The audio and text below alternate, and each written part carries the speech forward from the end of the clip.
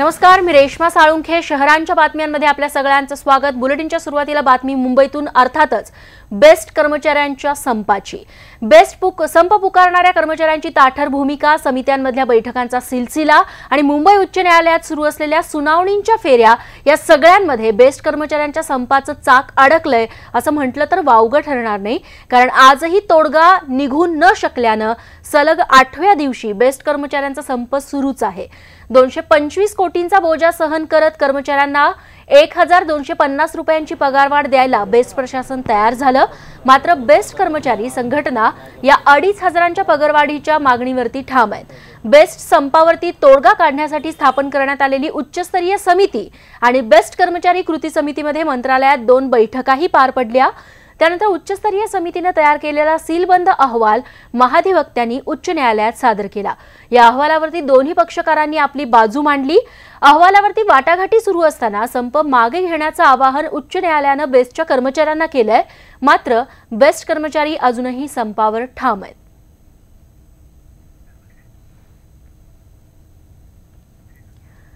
आणि आज संध्याकाळी बेस्ट कर्मचाऱ्यांची वडाळा डेपोमध्ये सभा पार पडली, ज्याच्यामध्ये वेगवेगळ्या नेत्यांनी बेस्ट कर्मचाऱ्यांशी संवाद साधला.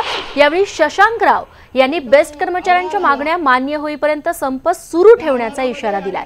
तसंच बेस्ट संपासाठी शिवसेना पक्षप्रमुख उद्धव ठाकरे जबाबदार असल्याचा आरोप करत त्यांनी त्यांच्यावर हल्लाबोल केलाय.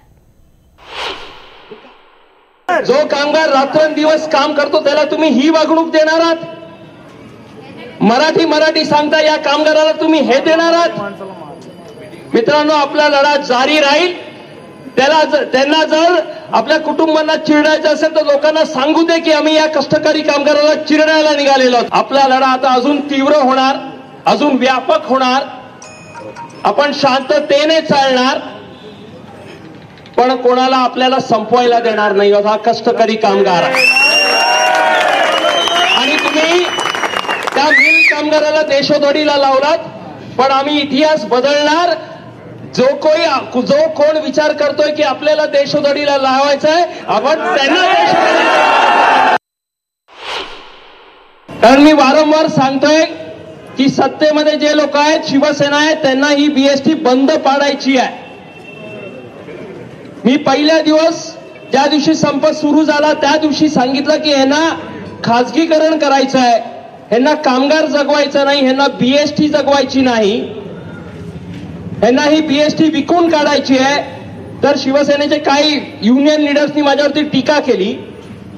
परवा रविवारी स्वतः पेपरमध्ये महापालिका आयुक्तांनी सांगितलं की आम्हाला आता वेट लिस्टिंग शिवाय पर्याय नाही. म्हणजे भाड्याने बस गाड्या, भाड्याने कर्मचारी, म्हणजे आपल्याला बाहेर काढायचं चाललेलं आहे.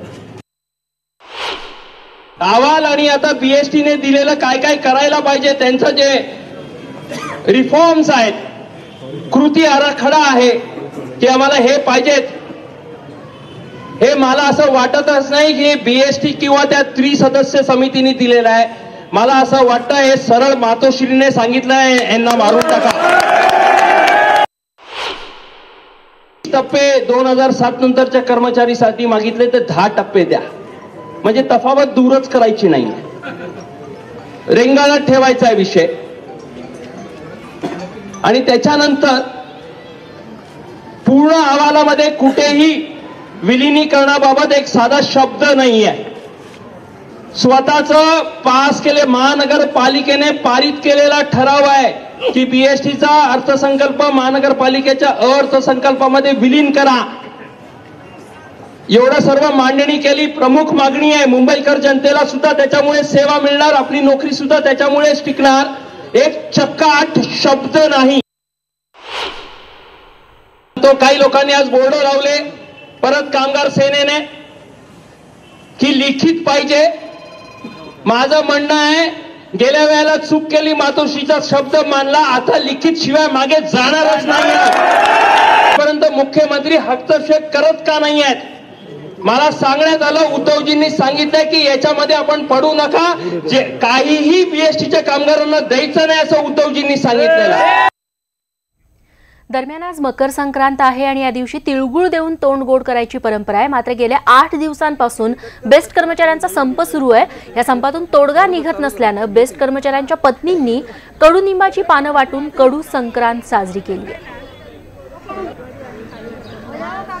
मागच्या 8 दिवसांपासून बेस्ट कर्मचाऱ्यांचा संप सुरू आहे। आमच्या मागण्या रास्तच आहेत, त्यावरती तातडीने विचार व्हावा अशी या सगळ्यांची मागणी आहे। एकीकडे बेस्ट आगाराच्या बाहेर हजारो बेस्ट कर्मचारी आहेत, वाहक आहेत, चालक आहेत, ते ठिय्या देऊन आहेत आपल्या मागण्यांसाठी। दुसरीकडे त्यांच्या पत्नी देखील रस्त्यावरती उतरल्या आहेत। मकर संक्रांतीला तिळगुळ वाटतात, मात्र त्यांनी कडुनिंबाची पानं वाटली।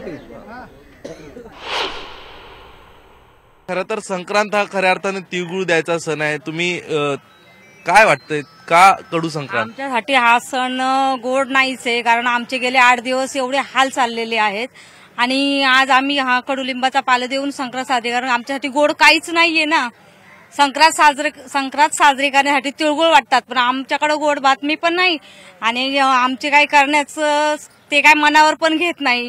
त्यांनी टवल्या पावल्या चालवल्यात आमच्या बरोबर, त्यामुळं आम्हाला गोड संक्रांत साजरी करायची नाहीये। आज कडुलिंबाचा पाला देऊन आम्ही आमची संक्रांत, त्यांना काय वाटत असेल तर त्यांनी आमचा विचार करावा आज तरी, कमीत कमी एवढंच आमचं मत आहे।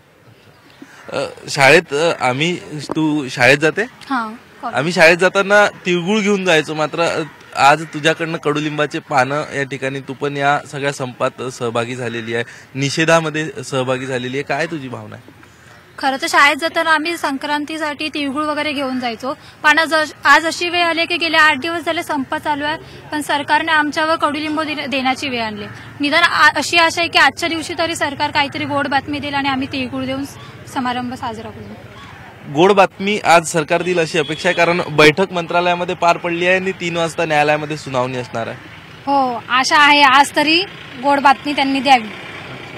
आज जर गोड बातमी आली तर संध्याकाळी गोड संक्रांत होईल? हो, पोळ्या बनवणार आम्ही, पुरणपोळ्या बनवणार। आम्ही आमच्या मुलाबाळांना का म्हणजे संक्रांतीच्या दिवशी पण आम्ही सण साजरी करू शकत नाही। आज मुलांना आम्ही पुरणपोळीचं आमच्याकडे प्रत्येक वेळेस हे असतं, पण आज आम्ही ते पण करू शकत नाही मुलांसाठी। एवढी वाईट वेळ आमच्यावर प्रशासनाने आणलेली आहे, एवढी वाईट वेळ कुणावरही आणू नये असे आमचं मत आहे सगळ्यांचं। आजचा सण आम्ही पुरणपोळ्या वगैरे करून साजरा करतो, पण आज आम्ही कडुलिंब हा देऊन सगळा सण साजरा करत आहे। त्यामुळे आम्हाला इच्छाही होत नाहीये की आम्ही सण साजरा करावा आणि आमच्याकडे तर हा सण खूप मोठा मानला जातो। काय तुमच्या भावना दाटून येत आहे एकंदरीत कुठतरी, म्हणजे कोण याला कारणीभूत आहे? प्रशासन याला कारणीभूत आहे। त्यामुळे आम्हाला म्हणजे इच्छाही होत नाही की आम्ही सण साजरा कसा करावा आणि 5 ते 6-7 हजारामध्ये आम्ही कसं घर सांभाळायचं, हे आम्हाला खूप आज मला एवढं भरून आलंय की हे प्रशासन का नाही आमची मागण्या मान्य करत। व्हिडिओ जर्नलिस्ट उमेश गोविलकरसह अक्षय कुडकेलवार, न्यूज 18 लोकमत, मुंबई। दरम्यान बेस्टचा हा संप सोडवण्यास शिवसेना समर्थ असल्याचं सांगत भाजपचे नेते चंद्रकांत पाटील यांनी उद्धव ठाकरेंची पाठराखण केली आहे। मुंबई महानगरपालिकेमध्ये शिवसेनेची सत्ता आहे आणि शिवसेना महानगरपालिकेमध्ये निर्माण होणाऱ्या सगळ्या प्रश्नांचं उत्तर काढायला समर्थ आहे। आणि यानंतर आता लोकल प्रवाशांसाठी एक चांगली बातमी आहे। पश्चिम रेल्वेच्या प्रवाशांना दिलासा म्हणून आता 15 डब्यांच्या लोकलच्या फेऱ्या वाढवण्यात येणार आहेत। याचा प्लॅन 15 योजनेला खरं तर रेल्वेने मंजुरी दिलेली आहे, तर त्यासाठी कामाला देखील सुरुवात करण्यात आलेली आहे। त्यानुसार अंधेरी ते विरारच्या दरम्यान 15 डब्यांच्या लोकलच्या 50हून अधिक फेऱ्या वाढणार आहेत। तर हे काम येत्या 2019च्या डिसेंबरपर्यंत पूर्ण होणार असल्याचा दावा रेल्वेतर्फे करण्यात आलाय। या कामासाठी रेल्वेवरती 55 कोटी रुपयांच्या खर्चाचा भार पडणार आहे। अंधेरी ते विरार मार्गावरील 14 स्थानकांमध्ये फलाटांच्या विस्तारीकरणाचं कामही सुरू करण्यात येणार आहे। यानंतरची बातमी नागपुरातून। नागपूर मेट्रो प्रोजेक्टसाठी महामेट्रोच्या मालकीचे कोचेस आता नागपुरात दाखल झालेत। एकूण 69 कोचेस चीनमधील चायना रोलिंग स्टॉक कॉर्पोरेशनने तयार केलेत। त्यापैकी पहिल्या 3 कोचेसची एक रेक नागपुरात दाखल झाली आहे। सध्या ट्रायल रनच्या माध्यमातून धावणाऱ्या मेट्रोत नागपूरकर तिकीट काढून बसू शकतील, यासाठी महामेट्रो युद्धस्तरावरती काम करतंय। दरम्यान नागपूर मेट्रो प्रकल्पाचं 75% काम झालं असून दुसऱ्याही टप्प्याला सरकारने मान्यता दिली आहे। आज अगदी वाजत गाजत या 3 कोचेसचा आगमन झालं, त्यांचं स्वागत करण्यात आलं आणि पुढच्या काही महिन्यांमध्ये ही नागपूरची मेट्रो आहे ती धावणार आहे। टोल नाक्यावरती कित्येक वेळ ताटकळत थांबणं आपण अनेकदा अनुभवलं असेल, मात्र टोल नाक्यावरती 3 मिनिटांपेक्षा जास्त वेळ थांबावं लागलं तर टोल भरू नका अशा नितीन गडकरींच्या आदेशालाच राष्ट्रीय महामार्ग प्राधिकरणानं हरताळ फासल्याचं दिसतंय। मात्र असा कोणताही नियम लागू नाही असं पत्रकच आता सामाजिक कार्यकर्ते विवेक वेलणकर यांच्या हाती लागलंय। या पत्रकात लिहिल्यानुसार 3 मिनिटांपेक्षा जास्त वेळ लागला तर टोल आकारू नये असा कोणताच नियम अस्तित्वात नाहीये। दरम्यान 3 वर्षांपूर्वी तत्कालीन जिल्हाधिकारी सौरभ राव यांनी सातारा आणि नाशिक रस्त्यावरती 3 मिनिटांमध्ये वाहनं सोडा अन्यथा टोल घेऊ नका असे आदेश दिलेले होते। मी जनरली पुणे कोल्हापूर ट्रॅव्हल करतो, मोस्टली महिन्यातून 1 किंवा 2 वेळ जातो, तर प्रत्येक टोल नाक्यावर कमीत कमी 10 ते 15 मिनिटं जातातच माझे। आत्ता जस्ट कोल्हापूरहून आलो इकडे, तरी मला तिथे ऑलमोस्ट 11 मिनिटं गेली माझी। 25 गाड्यांचा किती टाइमपास करतात आणि परत काय माहिती का ते लोक सुट्टे नाही, त्याच्यामुळे टाइमपास होतो आणि जास्त टाइम झाला आणि लांब लाईन असली तर गाड्या सोडत नाही। नॅशनल हायवे अथॉरिटीने त्याच्यावर एक सर्क्युलर आत्ता असं काढलेलं आहे की अशा प्रकारचा कुठलाही नियम अस्तित्वात नाही आणि 3 मिनिटं नाही 30 मिनिटं लागली तरीही टोल हा द्यावाच लागेल। इथे कुठेतरी हे टोल कॉन्ट्रॅक्टर धार्जिणं धोरण आहे का काय अशी शंका नागरिकांना यावी अशा प्रकारचं हे सर्क्युलर आहे। यानंतरची बातमी पुण्यातून। हेल्मेट सक्तीला विरोध करणाऱ्या सर्वपक्षीय कृती समितीनं महापालिकेमध्ये पोलिसांच्या विरोधात तहकुबी मांडून पालकमंत्री गिरीश बापट यांच्या घराबाहेर निदर्शनं करण्याचा निर्णय घेतलाय। देवेंद्र फडणवीस आणि गिरीश बापट हे ज्यावेळी विरोधी पक्षामध्ये होते त्यावेळी त्यांनीही हेल्मेट सक्तीला विरोध केला होता असंही कृती समितीमधले सदस्य म्हणतात। तर शिवसेनेच्या नेत्यांनी तर पुण्याचे पोलीस आयुक्त पी व्यंकटेशन हे ब्रिटिश अधिकारी रँड सारखे भासत असल्याची टीकाही केली आहे।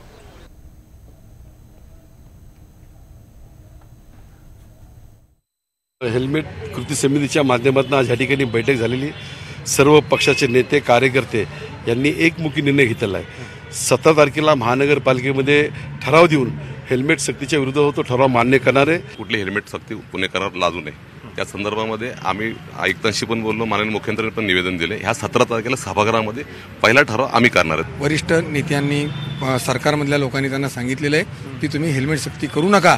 सरकारपेक्षा सुद्धा एखादा पोलीस कमिशनर जर स्वतःला मोठा समजत असेल तर सरकारने याच्यावर गांभीर्याने विचार करण्याची वेळ आलेली आहे। पुढच्या बातमीकडे। पुणे सासवड रोडवरच्या कॅनॉल खाली 2 दिवसांपासून अडकलेल्या एका ज्येष्ठ नागरिकाची आज सुटका करण्यात आली आहे। गणपत गोरिवले असं या 60 वर्षीय ज्येष्ठ नागरिकाचं नाव आहे। कामाच्या शोधात फिरत असताना गणपत गोरिवले हे हडपसर परिसरात आले। त्यानंतर कॅनॉलमध्ये उतरत असताना ते पाण्याच्या प्रवाहासोबत वाहून गेले आणि शेवटी कॅनॉलच्या कठड्याचा आधार घेत ते तब्बल 2 दिवस मदतीच्या प्रतीक्षेत तिथेच होते। अखेर दुपारच्या वेळेस तिथून जाणाऱ्या टाकपिता पुत्रानं त्यांना पाहिलं आणि त्यांनी थेट पाण्यात उडी घेतली आणि या ज्येष्ठ नागरिकाचा जीव वाचवला। संक्रांतीच्या मुहूर्तावरती तमाम शिक्षकांचं तोंड केंद्र सरकारनं गोड केलंय। 7व्या वेतन आयोगाचा लाभ आता शिक्षकांना देखील मिळणार आहे। जवळपास 29,000 सरकारी शिक्षकांना याचा लाभ मिळणार आहे। यामध्ये खासगी शिक्षण संस्थांमधील 3.5 लाख शिक्षक आणि कर्मचाऱ्यांनाही मोठा फायदा होणार आहे। केंद्रीय मनुष्यबळ विकास मंत्रालयानं ही महत्त्वपूर्ण घोषणा केली आहे। तसंच आर्थिकदृष्ट्या दुर्बळ असलेल्या गटातील सवर्ण विद्यार्थ्यांना सर्व शैक्षणिक संस्थांमध्ये 10% आरक्षण मिळण्याचा मार्गही आता मोकळा झालाय। आणि आता बातमी निवडणुकांच्या तोंडावर मुख्यमंत्री देवेंद्र फडणवीसांनी केलेल्या मोठ्या घोषणांची। आज झालेल्या मंत्रिमंडळाच्या बैठकीत फडणवीस सरकारनं ओबीसी समाजासाठी थोड्या नाही तर तब्बल 700 कोटींच्या योजनांना मंजुरी दिली आहे। याशिवाय ओबीसी महामंडळाला 250 कोटी रुपये जाहीर करण्यात आले। सोबतच ओबीसी समाजातल्या विद्यार्थ्यांना वेगवेगळ्या शिष्यवृत्ती आणि वसतिगृह योजना लागू करण्यास मान्यता देण्यात आली आहे। 16% आरक्षणाचं विधेयक मंजूर करून राज्य सरकारनं मराठा समाजाला खुश केलं तर आता 700 कोटींच्या योजनांना मान्यता देऊन फडणवीस सरकारनं ओबीसी समाजालाही गोंजारण्याचा प्रयत्न केला। तिकडे केंद्रात मोदी सरकारनं सवर्णांना 10% आरक्षण जाहीर करून विरोधकांना धक्का दिला होता। त्याच धर्तीवर फडणवीस सरकार सर्व वर्गातल्या मतदारांना खुश ठेवण्याचा प्रयत्न करत असल्याचं आता दिसतंय।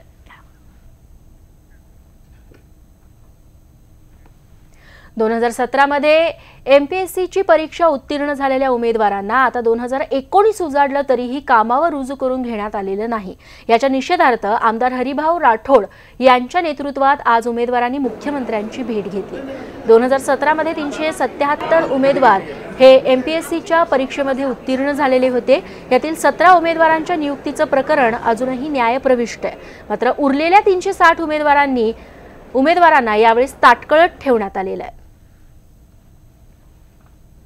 सामान्य प्रशासन विभागानं 12 जुलै 2018 रोजी जे प्रतिज्ञापत्र कोर्टात सादर केलं, ज्याच्यामध्ये की उर्वरित उमेदवारांना भूमिका जॉईनिंग देता येणार नाही अशी भूमिका घेतली गेली। त्यामुळं आज अखेरपर्यंत आम्हाला जॉईनिंग मिळालेलं नाही।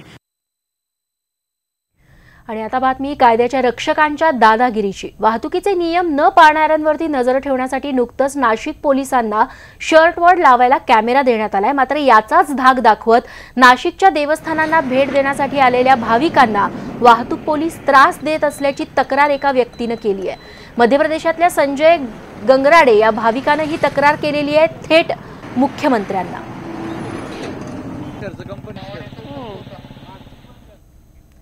माणुसकीला काळीमा फासणारी घटना नालासोपाऱ्यात घडली असून एका 7 वर्षाच्या कोवळ्या मुलाला पेट्रोल टाकून जिवंत जाळण्यात आलंय। या प्रकरणी तुळींज पोलीस ठाण्यात गुन्हा दाखल करून आरोपींना अटक करून त्यांची रवानगी कारागृहात करण्यात आली आहे। बकऱ्या बांधण्यासाठी 5,000ची मागणी कुरेशीच्या मालकीनी करण्यात आलेली होती। मात्र तिनं याला नकार दिल्यामुळे त्या रागामधूनच फैजलला पेट्रोल टाकून जिवंत जाळण्यात आलं। तिकडे ठाण्याच्या शिरडायघर परिसरामधल्या महापे रोडवरती असणाऱ्या एके कंपाऊंडला मध्यरात्री अचानक आग लागली। यामध्ये 6 गोडाऊन जळून खाक झालेले आहेत। अग्निशमन दलाच्या 5 गाड्यांच्या मदतीने ही आग विझवण्यात यश आलंय। तर यात गोडाऊनचं मोठ्या प्रमाणात नुकसान झालंय। मात्र अद्यापही या आगीचं कारण समोर येऊ शकलं नाहीये। तिकडे कल्याण पूर्वेच्या मलंग रोड जवळच्या एका सोसायटीमध्ये पार्क केलेल्या 7 दुचाकी जळाल्याची घटना घडली आहे। ओमसाई हिरापन्ना सोसायटीच्या पार्किंगमध्ये हा प्रकार घडला। काल रात्री 2 वाजण्याच्या सुमारास कुणा अज्ञात व्यक्तीनं या दुचाकींना आग लावल्याचं कळतंय। तर स्थानिकांनी एकत्र येत अर्ध्या तासात ही आग विझवली। मात्र ही आग इतकी मोठी होती की यामध्ये दुचाकींची अक्षरशः राख रांगोळी झाली आहे। तर इमारतीची भिंतही काळवंडून गेली आहे। मकर संक्रांतीनिमित्त ठिकठिकाणी पतंगबाजी सुरू आहे। मात्र नाशकात पतंग उडवताना एका तरुणावरती संक्रांत ओढवली आहे। नाशिकच्या जेल रोड भागामध्ये पतंग उडवताना 3ऱ्या मजल्यावरून खाली पडून एकाचा मृत्यू झालाय। सुफियान कुरेशी असं मृत्यू झालेल्या 16 वर्षाच्या मुलाचं नाव आहे। तर शिर्डीमध्ये देखील पतंग उडवताना एका मुलाचा मृत्यू झालाय।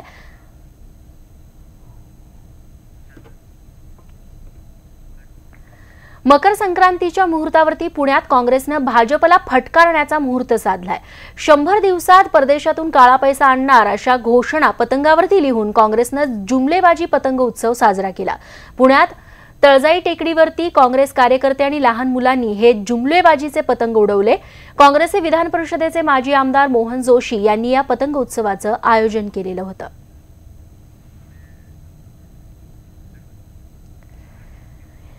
एकीकडे देशभरात तिळगुळ वाटून मकर संक्रांतीच्या शुभेच्छा दिल्या जात असताना नंदुरबारमध्ये भाविकांवरती मृत्यूची संक्रांत ओढवली आहे। नर्मदा नदीमध्ये जलपूजनासाठी भाविकांना घेऊन जाणारी बोट उलटली, त्यामुळे 6 जणांचा बुडून मृत्यू झालाय। मृतांमध्ये 3 लहान मुलांचाही समावेश आहे। या दुर्घटनेमुळे ऐन सणासुदीच्या दिवशी संपूर्ण महाराष्ट्रावर शोककळा पसरली आहे। मकर संक्रांतीच्या निमित्तानं स्थानिक भाविक जलपूजनासाठी बोटीनं नर्मदा नदीवरच्या भूषा पॉइंटवर गेले होते। पूजा झाल्यानंतर परतीच्या प्रवासादरम्यान ही बोट बुडाली। दुर्घटनेची माहिती मिळताच स्थानिकांसह वेगवेगळ्या यंत्रणांनी घटनास्थळी धाव घेतली आणि मदत कार्याला सुरुवात केली। आतापर्यंत 42 जणांना पाण्याबाहेर काढण्यात आलं असून 38 जणांना उपचारासाठी ग्रामीण रुग्णालयात दाखल करण्यात आलंय। खरं तर बोटीत क्षमतेपेक्षा जास्त प्रवासी असल्यानं हा अपघात घडल्याची प्राथमिक माहिती मिळतेय।